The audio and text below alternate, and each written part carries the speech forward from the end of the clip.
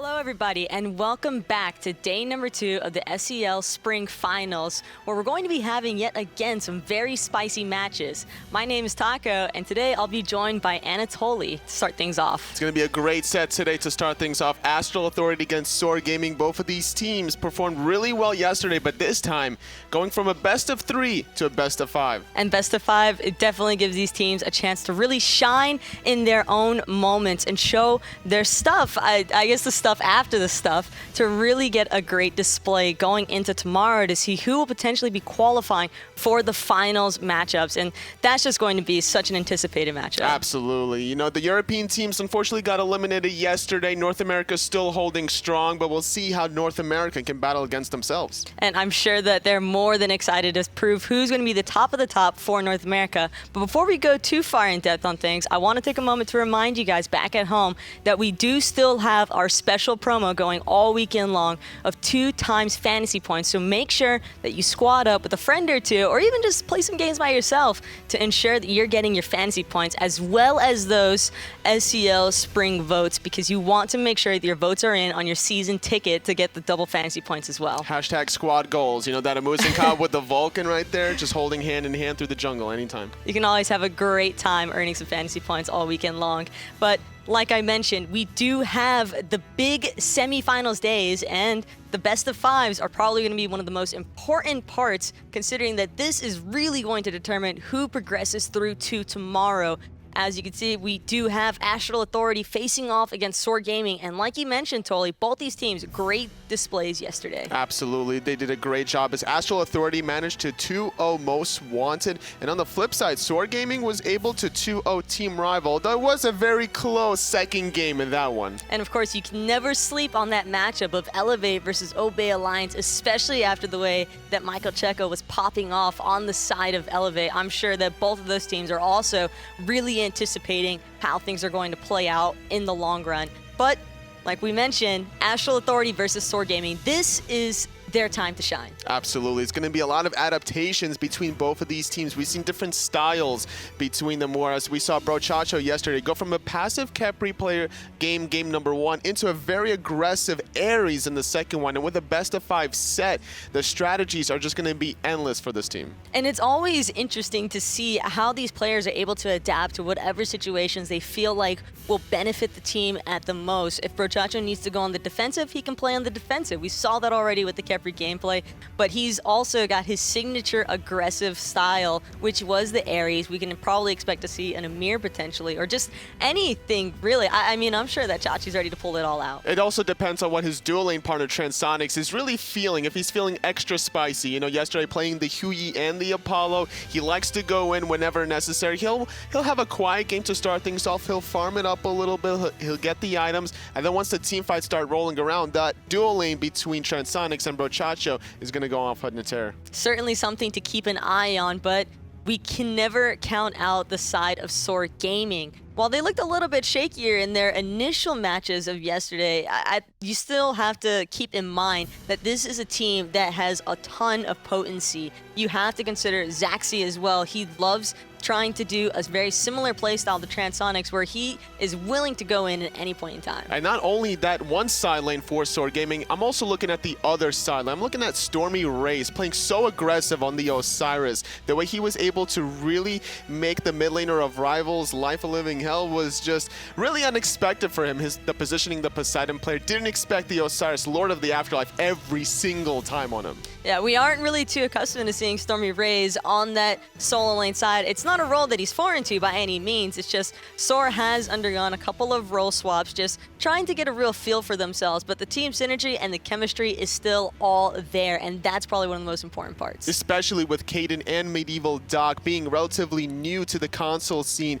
and relatively new to lands. It's up to Zachsy really to reel in everybody, along with StormyRays and Shaliber. With Kaeydan's performance yesterday, though, you wouldn't even imagine that this guy is a complete rookie land in the slightest. He showed up, he got to play and hit the Susano, and you can just already tell that both of these teams are definitely going to be looking to try and take away those early aggression gods. Still having a lot of experience in Challenger Cup is MedievalDoc, along Kaeydan obviously as well, along with the high-ranked ladder system. So these players are not new to competitive Smite.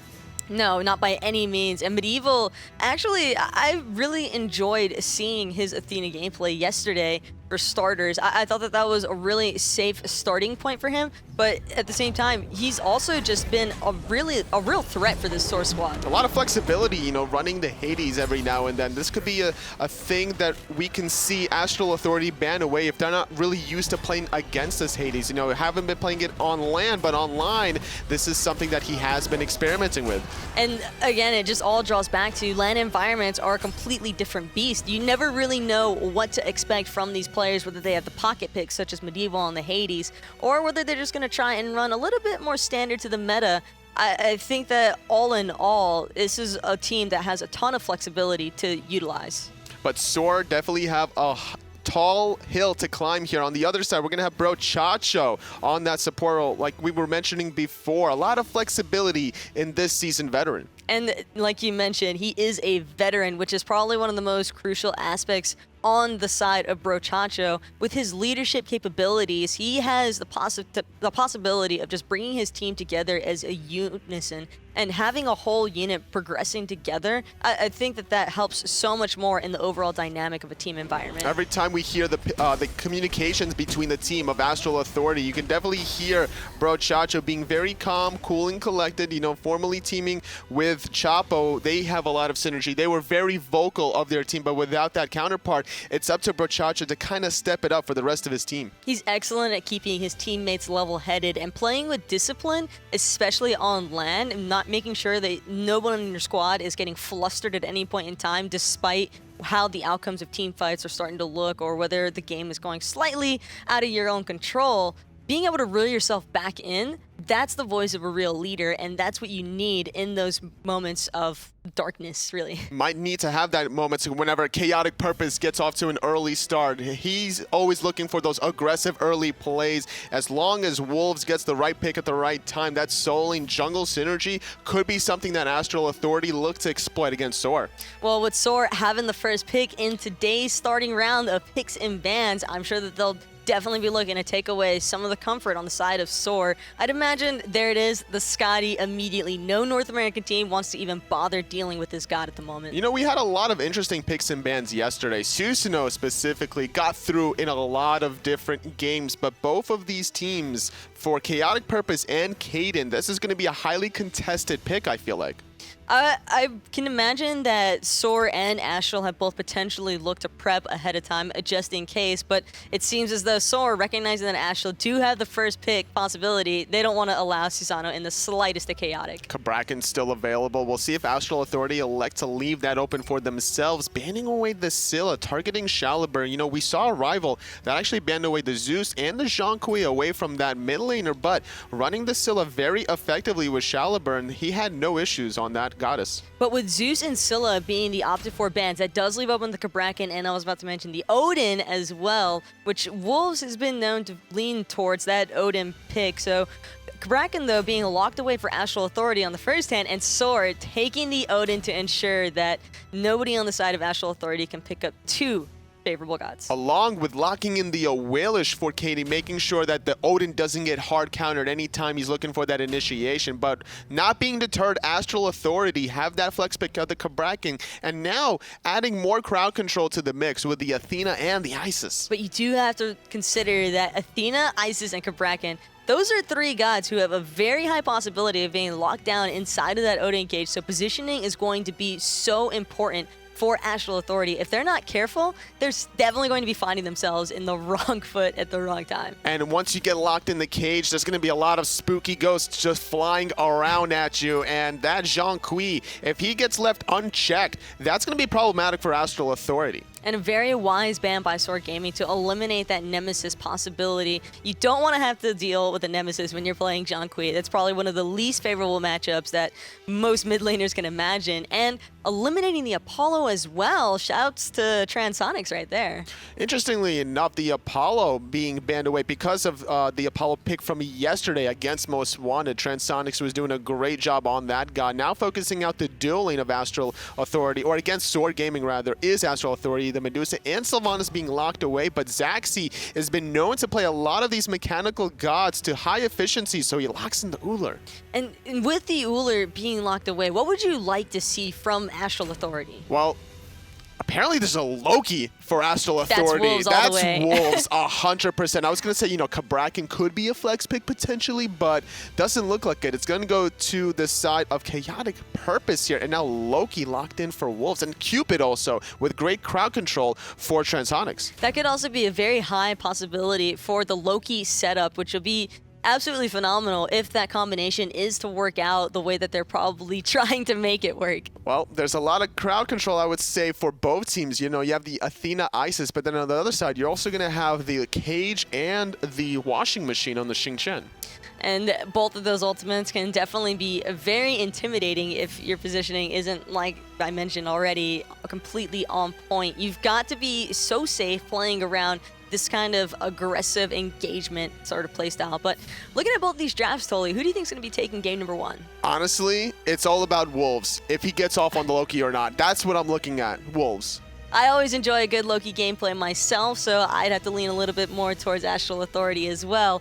But before we can go any more in depth, I guess we'll find out the outcome, and we've got the casters to take it away. Thanks a lot, guys. First of all, hello, good afternoon. Second of all, this is SCL.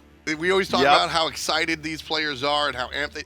KhaoticPurpose started screaming during picks and bans, and he wasn't the first one. No, I mean, that's just what starts happening, I suppose. I mean, we are in the semifinals. This is starting to get down into the nitty-gritty. This is a matchup that you know Astral Authority really wants to win because SoaR was the only team to take a game off them during the online portion. So you know they really want to get some revenge for that. Absolutely. We're going to see the classic Loki solo out of Wolves, which is a very big deal. It's funny, Loki solo is thought of as sort of like a troll or a clown pick, but Wolves has been picking this since day one he came onto the scene as a native on the Xbox, and he's made it look like a standard pick. Loki, Wolves specifically on Loki is what makes me still think that Loki is closet broken. Like, even at a competitive level, because of the way he plays it so well, it's about getting pressure on the right side of the map, not early on, but in the mid game. Once he completes a couple items, once he maxes out that decoy, he proxy farms the waves, he puts pressure on your buffs, you never know where he really is. And while I don't know if I like it into this draft from SoaR specifically, just because the Zhong is difficult to just blow up as a Loki solo, he still has 2 targets. You still have the Hunter and the Jungler in order to do that too.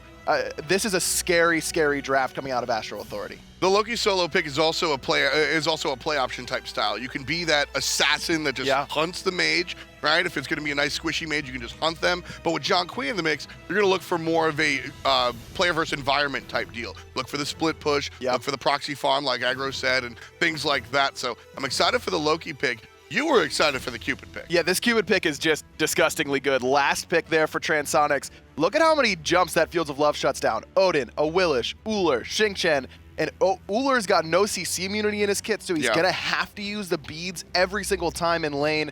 This is a really, really smart pick for Transonics, and Zachsy needs to be incredibly careful around his Hunter opposition. My favorite part about Transonics on the Cupid is the fact that, I mean, Kaeydan is just going to have so much trouble. Sure, it shuts down everybody's jumps, so you can't get away, but it shuts down Kaeydan's exit and offensive nature with Feather Step. And that just, I mean, Kaeydan cannot be happy. I mean, just talking to Brochacho after their games yesterday, they played against the Awilix and they went with Ares. Brochacho was telling me he just loves cripples up against that god because, like you mentioned, it's not only the defensive but the offensive shutdown. Someone blinks in the back line, an immediate chain stops the Feather Step, and then Awilix just kind of sitting there like, what do I do? Sorry about that. It was a joke, like, just let me go, dude. I'm sorry. It's just a prank. Leave me alone. Yeah. Good early warding coming out from SoaR on where those little gremlins will show up. So nobody's going to be able to start there just yet. 10 seconds till the minions do spawn in the jungle. And honestly, no hanky-panky. Everybody seems to be a little bit normal here. This is a combo that Brochacho is very well versed in, this Athena-Isis combination. This is something that we used to run all the time back on our SoaR days. Really, really easy setup for the Isis every single time. You just wait for the taunt, and then you can use your silence into the Spirit Ball if you want to strip away the magical protections and help out your Athena damage, or you can go straight into the Spirit Ball and drop the Circle of Protection off the taunt. A lot of options, but very potent either way. Ooh, Brochacho and Coviiii going to full rotate over here to the purple buff. We'll see these guys go ahead and extend their push in that middle lane, not just to the red buff as usual, but also to this support buff. So that's going to be a nice little boon for Brochacho as he enters the... oh, he's not going to go to the dual lane. He'll follow Coviiii back to the Oracles. This could end up being a slight problem, though, for Astral Authority, just because of how much mid-farm they could miss out on if they full commit to these Oracles. Doesn't take them too long to clear it. The Athena Isis clear early on is really strong, but look at how much they've lost. They gave up that entire mid-minion wave. They get a lot, yes, but they lose a lot as well. I feel like if they had just taken the red buff, put some pressure onto the purple, and then rotated back to mid, that would have been the ideal situation. It ends up working out because Coviiii is still ahead of Shaliber in the mid lane, but probably a missed opportunity there. At the same time, you might not be gaining as much as you could, but you're also stripping away what the opponent can grab out of that left side jungle. That's a great point, but with a pressure combination like Athena Isis up against Awilix Zhong or Xing Chen's Zhong with themedievaldoc there, you're gonna get pressure anyways, and you'll have that opportunity to go into the jungle and strip away those neutral objectives whenever you really feel like it. So I want to dive down a little bit deeper than we usually do, aggro, here with this Zhong pick. We always say you got to shut him down early. He wants to be ahead or even. What exactly does that mean? How early do you need to shut him down? How far behind are you trying to get this Zhong? As long as you are even in levels, you're in a pretty decent spot against Zhong. And it's about waiting for the team fight that he tries to go in and just blow everybody up with that Book of Demons. How well can you play around the first big team fight ult from Zhong? Because that's the easiest way for Zhong to get ahead, is to have one big team fight where the first grouping happens and everyone just kind of underestimates his ultimate damage. But this draft is not going to let that happen from Astral Authority. Coviiii can just wait on that Circle of Protection until the Book of Demons comes out, and then you just drop the Circle of Protection, everyone groups up, you full heal everyone, you get extra protections, it's perfect. And look at the shell coming out from Brochacho. An early shell instead of the meditation. This is designed exclusively for Shaliber's ultimate. That will not be used unless Brochacho or one of his teammates is about to die or the Zhong ultimate happens. And that's when you can really start to snowball against the Zhong whenever his first few ultimates don't go well. We saw this step away from the shell initially. Keep your eyes on the right-hand side. Wolves getting aggressive. StormyRays gets ulted, and there comes Brochacho all the way from the left lane. Astral Authority first on the board. It's 1-0. And you could just tell how much they've practiced this combination. Oh, yeah. Wolves gets the Defender of Olympus on top of him, waits until Brochacho's about to land, then hits Stormy with the combination with the ultimate. Really, really well played out of Astral. And that's something that we're going to have to watch out for as this game goes on, is that Defender of Olympus channel doesn't show up whenever Loki's invisible. You can't hear it necessarily either. So you can get wombo comboed really heavily, and now that's going to be in the back of SoaR's mind. Yeah, it's a really classic combo. Ultimate chased out onto a couple of players from Astral. It's a 3-on-2 here. Coviiii pops the ultimate a little bit early, and the shell out of Brochacho looking to help out. Medieval half HP, Shaliber coming around the backside, does have the ultimate available if he wants to go ahead and pop it. Cupid's ultimate comes out first. There's Shaliber, and through the wall comes Kaeydan. He gets the flip over Trans, and down goes the Cupid. Coviii's next, 2 for SoaR. Now, but KhaoticPurpose is here, locks down Shaliber. The Tremors,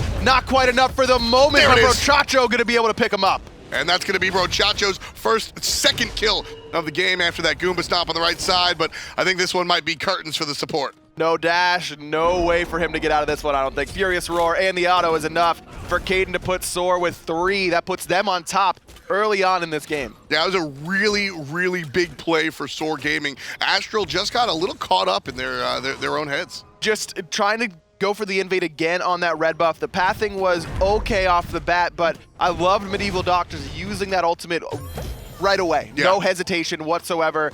Tries to get out some purification beads. Zachsy has a nice axe to follow up on that to actually get Coviii's purification beads out. But I feel like Astral could have gotten out with just Transonics dying in that scenario. I agree. Instead, Coviiii comes back in to try and help out on that Fields of Love. That ends up ending up in his suicide. KhaoticPurpose makes a nice rotation, but just sticks around too long afterwards. Once that initial burst didn't kill Shaliber, yes, KhaoticPurpose was able to pick up the kill, but think of how many assists he just gave up by dying in the middle of everyone there. Right there, I think the key for Astral, or the negative key, if you Coviiii popped the ultimate in the wrong spot completely. I mean, you're the mid laner, but it doesn't take an expert to really say, well, there was a small period. There was more Isis ultimate in the wall than on the actual playfield. But he was expecting Brochacho to hit the taunt, which he did, but The CC Medieval was immunity. CC immune exactly from that Whirlwind of Rage and Steel. I think they may have been able to just burst Medieval before he even got his ultimate off if Brochacho was a little bit earlier on that taunt, or really more likely, Medieval's a little late. That taunt's gonna hit this time. The Whirlwind of Rage and Steel is used. Popped up and down. Coviii's ultimate so much more impactful this time around, but Shaliber making it rain. Kaeydan puts a dot on a Coviiii. Medieval very low, so is Kaeydan, trying to chase down KP, but Transonics from the left looking to take down Kaeydan. Couple of basics will do it, and he finds it. That's 2 for Astral. Wolves forced to use his Assassinate to get out of the cage from StormyRays, who just used it to keep Wolves out of that fight in the middle lane. 1 for 1, but again, Coviiii falls down, and now that this Isis is starting to fall a little bit behind in terms of farm, we talked about how Zhong can't be quite as effective if he doesn't have a lead. Well, Isis is a little bit, that problem's a little bit more prevalent. Right, I mean, Isis and Zhong, I talked a little bit about how Zhong can sort of have 2 different directions to go, right? He can be offensive or just be a tanky presence. Isis does that, but less so than Shaliber's choice here. The ultimate allows Coviiii to sort of walk in that direction, but Zhong is made for that, whereas Isis going tanky and control mage is sort of off-label, if you will. It's about the CC that Isis brings, though, in the late stage of the game. That's why it really works out. The damage in the early game from Isis is nice and really necessary in order for her to get the lead that she really wants, but come the mid to late stages, max range Spirit Ball is going to chunk you, yes. It's not going to 100 to 0 you or anything like that, but it's about the easy confirmed CC that really works with Astral's composition. Hey man, the long range Spirit Ball might do 95% of your HP if you're in control. Sure, I suppose. That would work. No, I made a missed call last week and I got roasted on Reddit for it. Sometimes you just gotta own it, dude. Yeah. Ymir ult late game does a lot of damage. Look at Coviiii right here, his positioning, I love it. He saw players walking to the right side. There's no vision there for Coviiii, but he just understands that they're looking for that right side and might look for the okie doke, so he's gonna stay on the left side of the lane near the exit. Very important little small steps. And this is what you need, this is the mentality you need to have whenever you start to fall behind on a pressure god like Isis. You have to become paranoid. You have to be worried about where everyone is, because normally if you're Isis ahead, you want people to try and come behind you, and you'll just turn on them and frag them with the circle of protection. Give them the old Saya. Right now, there is no possibility of that happening with where Coviiii is in terms of farm. So you have to become paranoid and worried about where everyone is all the time. Heads up play so far from the mid laner. And when it comes to Coviiii, I was excited to see him on this Isis because one of the things that I like about Isis is how high her skill ceiling is. You can kind of just wing gust the wave, but in order to weave all of those abilities, you got to be pretty damn good. And look at what Coviiii did yesterday with the Zeus. The positioning prowess is no surprise. That's how you survive as Zeus and win as Zeus, which is exactly what Coviiii did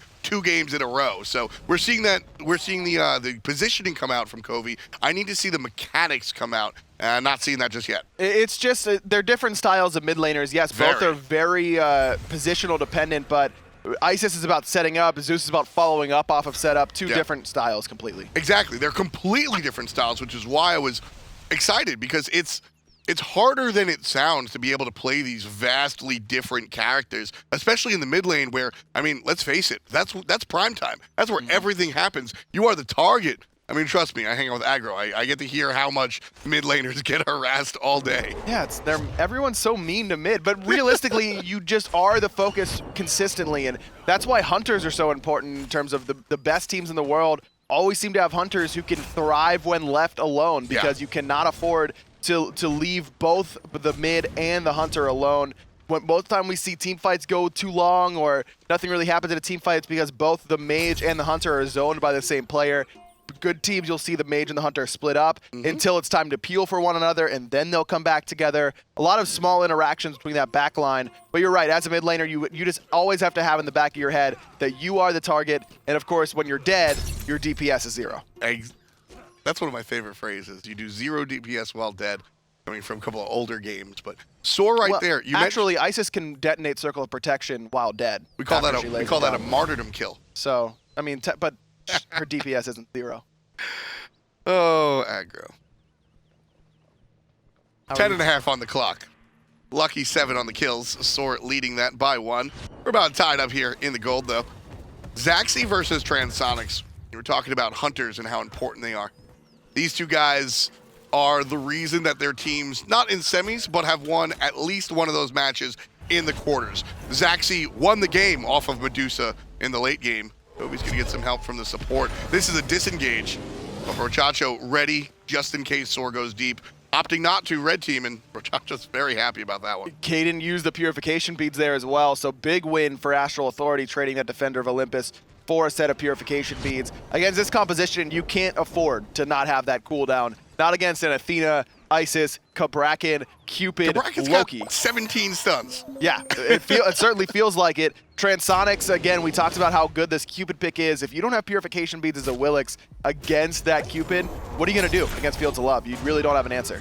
There's a taunt, but Medieval's going to immune it thanks to the ultimate. Long-range Spirit Ball stuns out the support, and 2 circles on top just pop, pop, and it's damage on Medieval. He's down to about 30%. Kaeydan and Shaliber also below half. Shaliber's about 1 or 2 shots away. Looking for it through the wall. Transonics gets it before the Spirit Ball lands. KhaoticPurpose just barely alive. Caught by the ring, but Transonics picks up his second. But this ring is beautiful from Stormy. 3 dead now. Only Brochacho left trying to juke it out. Wolves has just given up on this fight. He's not even coming to it. SoaR end up wiping everyone on the left side of the map thanks to a beautiful rotation out of StormyRays. Very important that Trans did get the 2 kills that he did, because while losing 4 players is obviously not good, the fact that they were able to bite back just a little bit, very important. Look at the amount of damage that separated these 2 team fights. Transonics and Astral actually did more damage, but at the end of the day, SoaR were able to just lock the players down with that beautiful ring out of StormyRays. And while that isn't good by any means for Astral, losing that many members, but like you mentioned, Transonics gets a double kill in that scenario.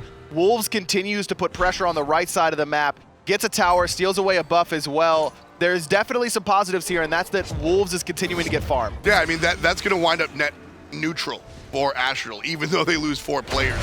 Wolves with a nice jump, gonna miss the combo this time around, but Kaeydan's still in trouble. Finds the feather step, and it's Brochacho who's in trouble. Kaeydan with his 6th kill of the contest. He has 100% kill participation. That death for Brochacho is all on Wolves. That's 100. He's got to learn to sleep at night after that one, knowing he just got his support killed. Yeah, that's really awful. So that right there, looking, again, from the outside looking in, I don't think Wolves was expecting the assistance from Brochacho there. They didn't communicate that as in advance as Wolves might have wanted. To me, it seemed like the communication wasn't there that Kaeydan didn't have beats. That was the big one that I think made Wolves hesitate. Maybe he knew and that the Aegis pickup for Kaeydan is enough to kind of dissuade him from using that combo early on. He was worried about Kaeydan jumping out of that Assassinate combination, but it was just a little bit too late. If they're able to explode Kaeydan with that combination, then Brochacho and Wolves probably get out scot-free. Exactly. But because Kaeydan lives, that locks down Brochacho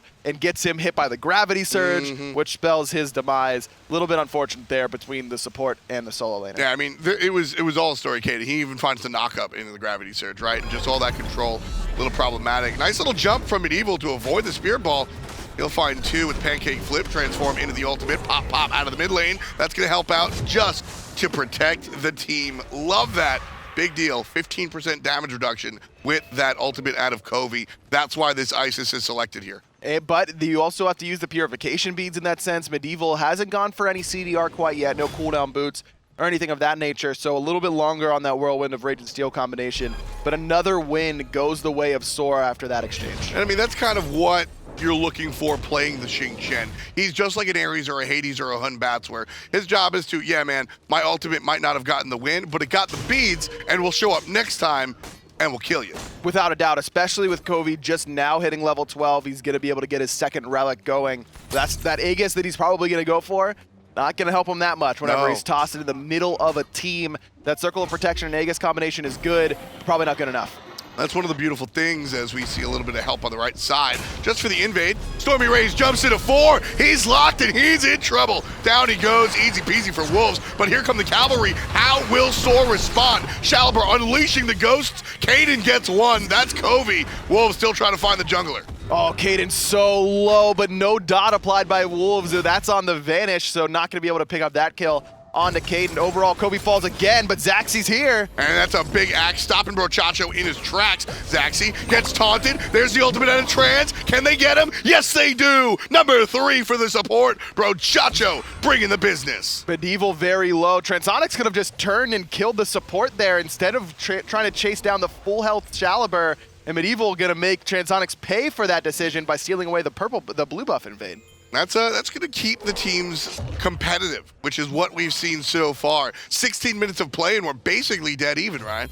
The very, very close game thus far, you're right. SoaR up in kills, but the invades from Astral Authority have been pretty consistent. That's what's giving them this lead. Yeah, the 1,000 gold is something to talk about, but Astral, this is really where the lead is going to happen. The Gold Fury goes down, and Astral Authority catapults up to about 2,600 gold. The 1,000, I'm calling that almost a tie game. 2,600, Astral are starting to begin their push. A slight lead, I would absolutely agree with you there. The experience difference a little bit bigger than the gold lead right now, up above 3,000 gold, and Coviii's even in that mid lane, but with how many kills Kaeydan has got in that jungle, got a little bit of a lead right now over KhaoticPurpose, one level there. The big one though, again, it's Wolves. He makes farm out of nowhere, I swear. He always seems to get these levels, 2 levels up right now over StormyRays, and as soon as he starts coming into these team fights, even with that great cage from Stormy in that last engagement, I don't know if it's going to matter long term because Wolves just going to be able to take out the damage dealers. So it's actually interesting. You can see Wolves playing for the late game with that Transcendence. A lot of Loki players don't like Transcendence because it doesn't give him the penetration early. Peckies doesn't like Transcendence on Loki's. Okay, look, that's true. That's that what is it really exactly where I'm getting my info from. I know. Well, he is the filthy Loki He main is himself. the Loki. Yes. But so the argument behind that is that the penetration that's necessary for Loki to do what he does doesn't come on early. In this build right here, you can see him building into a second piece of penetration, but he just has the Jotun's Wrath, which is a 10 pen. Remember that used to be 11 pen?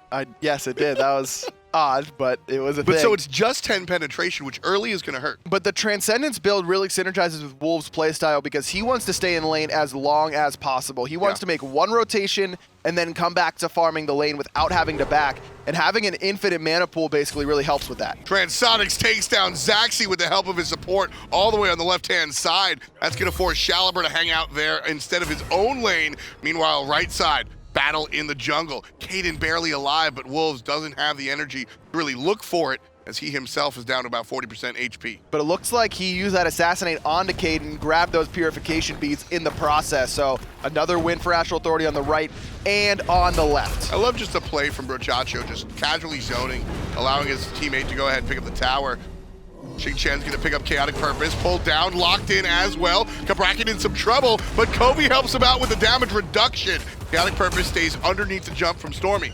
They're not gonna take the damage from Odin. It's Stormy taking the damage from the mid-mage. One long-range spear ball will do it, but Stormy has his dancing shoes on and slides to the left. Transonics, level 17 right now, just didn't have that Fields of Love or else Kaeydan could have been in a world of hurt there. Middle tower falls for 500 more gold in Astral's pocket, and KhaoticPurpose doesn't pick up the Purification Bead, so that's why Medieval looked for him immediately with that Whirlwind of Rage and Steel. But the Phantom pickup by Wolves instead of by Brochacho, just good communication between the team, knowing that someone needs that relic, just a matter of who's going to get it. I mean, I come from the school of thought, the old school, that listen, your solo laner is your Swiss Army knife. Whatever the other 4 guys aren't doing, that's sort of the solo lane's job. Solo and jungle occupy that role, where KhaoticPurpose goes to Cabrakan. That allows Wolves to play the less tanky, less frontliney Loki. Without that tanky presence in the jungle, you can't really go this light pick. So it's all about balance. It's all about finding that perfect equation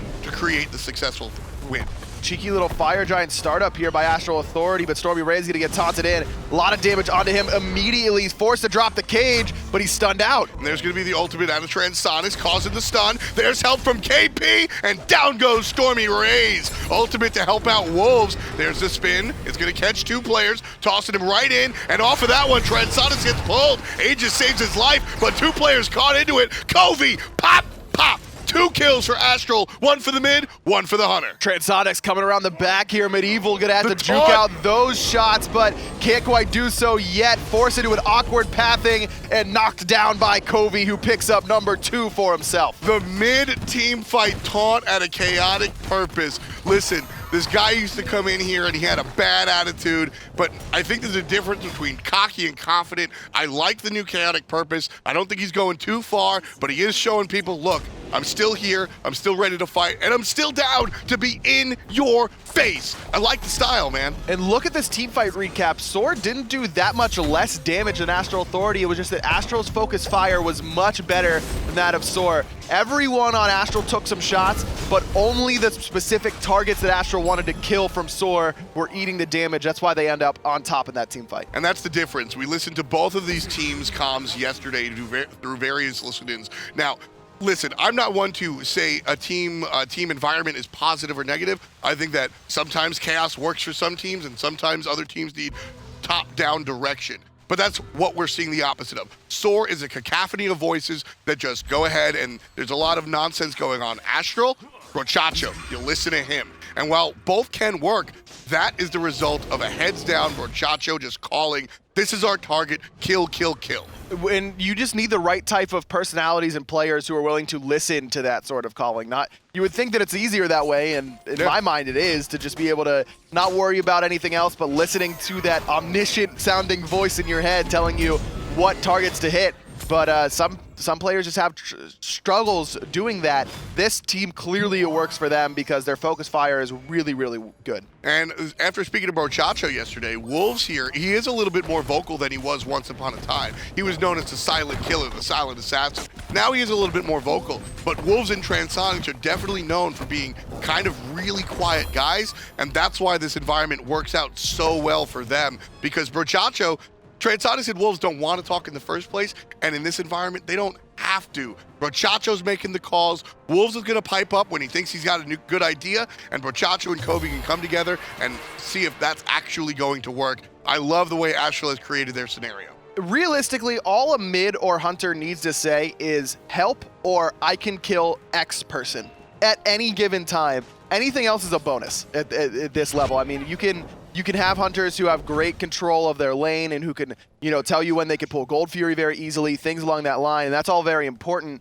But the baseline, what you need to have is telling your team when you need peel and when you can kill someone who's on you in the back line. That's all you really need, and that's what Transonics and Coviiii and Wolves can bring to a team. This is a great benefit of Loki. He's spreading the floor by staying all the way on the right-hand side, just completely messing everything up. Astral pushing on the left side. StormyRays is going to go down. Let's listen to them as they push in the Phoenix.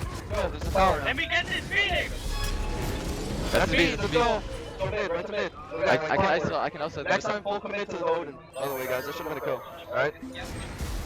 I got you guys. You guys are good. You're good. What are you doing, bro? This is pride. Let's go. You're good. You're good. Wolves, you're good. I'm sprinting too. You're good. Yeah, look, I'm still tanking. You're good. Wolves, you're good.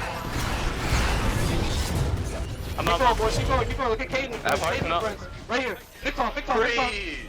Let's go. Just so free. Oh, right. Right there, player coach El Brochacho. Look, I know they have help from Matt Koiz, but right there, mid-team fight, as soon as everything dies down, listen, we did this wrong, we need to fix it. Next time, full commit to the Odin, should have been a kill, but at the same time, he understands that he's not there to yell at his team, he's just there to try and make it work. 3 Phoenixes down, Ryan. Oh, that spirit ball is huge coming out of Coviiii. That's going to spell 2 easy kills for Astral, and game 1 going to go to the top seed out of North America. 20,000 gold in the lead just underneath. Astral makes, honestly, quick business out of SoaR, 16-10 in just 24 minutes. But the beginning of the game seemed very, very even. Yeah, it was close. And then Astral hits 1 knockout punch. Yeah. And all of a sudden, it was all over. And that's what you expect out of a veteran team. They might not be able to get that early lead that they would want to, but if you just give them an inch, they take 10 miles, and that's exactly what happened against SoaR. That's the same coach from yesterday, by the way. Matt Koiz trades in his fancy suit for a hoodie and a hat. I don't know what he's doing over there. Is day one the most important day to Matt Koiz? He's breaking out the T1 suit and then comes in with that? Basically what I'm thinking is that, all right, he had to show up for day number 1 to get into the semis in this. Sure. I'm thinking he thinks that SoaR is smooth sailing, and he's thinking about the finals. I mean, at this point, I don't really blame him that much, though. SoaR is a really good team, and as I mentioned, this is the only team that took a game off them during that online stage, so Astral cannot afford to overlook this squad, even with a pretty dominant performance in game 1. For me, I really want to see SoaR draft a composition that's a little bit less execution heavy. We saw SoaR come out with Odin and with the Awilix, and there's a very clear-cut combination of abilities that you want to use there. I mentioned before that, you know, they have a more chaotic comm situation. That's not bad by nature, but it's not conducive to success by way of specific combos. I need to see a more open-ended team fight situation for this team to be successful. Either way, I mean, they've got a lot of options. It's just that you're kind of forced to that Odin Awilix combo against Astral because you can't give Wolves Odin, and you can't give KhaoticPurpose Awilix, so you got to take them both, and then they'll just destroy you with something else. I mean,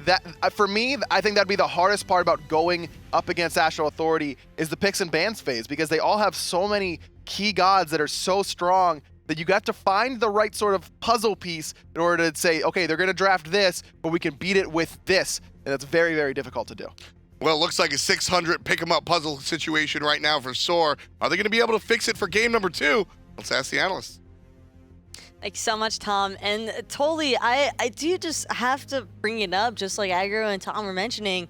We saw the Odin Awilix, and in concept, it seems like such an excellent idea, but where did that go wrong? The problem with the Odin Awilix is that you need to get off to a great early start. StormyRays dying relatively early to the Athena gank from Brochacho along with Wolves shut him down relatively early, but he bounced back with a nice early rotation around the 15-minute mark, whereas Wolves just sat back in lane, quietly farmed as Lokis typically do, grabbed that tier 1 tower, and then he was the damage provider for his team, whereas everyone else from Astral Authority had the control. The Odin Awilix didn't have the same amount of control that KhaoticPurpose had on the Cabrakan. So would you say that there needed to be a lot more emphasis placed onto that solo lane side, not really permitting Wolves to just free farm as Loki in that solo lane? Absolutely. If you're going to be dealing against a Loki, you have to find ways to shut him down, or at least making sure that he's not going to get your towers. He's always going to find ways to out-farm you, Wolves specifically. Despite not making that rotation, he was about 2 levels ahead of StormyRays. And that's also a really interesting factor, is that around that 11.5-minute mark, you saw the team fight and the no rotation from Wolves. Kaeydan was actually off to a pretty phenomenal start, though. At one point, he was even running 6-1, but just unable to really utilize his lead and punish anybody on the side of Astral Authority. The thing about their composition from SoaR Gaming was they were very all-in-ish, right? You have the Odin and the Zhong, but the Zhong was picked into an Isis. Whenever you're popping those ghosts, there's going to be a circle of protection every single time against you. So where's the damage that's going to be coming from? Because that circle of protection is not only mitigating a lot of the damage with the protections that it provides, but it's going to have that huge burst heal at the end. And that's probably one of the most dangerous parts about dealing with an Isis inside of that Odin ring. As long as the timing is right, and it's probably a lot easier to time an Isis ultimate than what it is to ensure that the Odin ring is going to give your team enough time to really burst out anybody who might be trapped inside of it. And a lot of damage on the side of Transonics playing this Cupid, finding a kill in the laning phase with the help of Brochacho on the Athena, making his rotation well known and respected in the early game. And the way that Transonics utilize the Fields of Love inside of the team fights, and even just to really capitalize and punish anybody who came near the squad, plus the healing. People forget about how much healing that Cupid can allow. And people are forgetting about the Athena ultimate. This is the second time this game that Brochacho made a huge impact with just this ultimate. One gank in this solo lane early on, and then later on in that dual lane.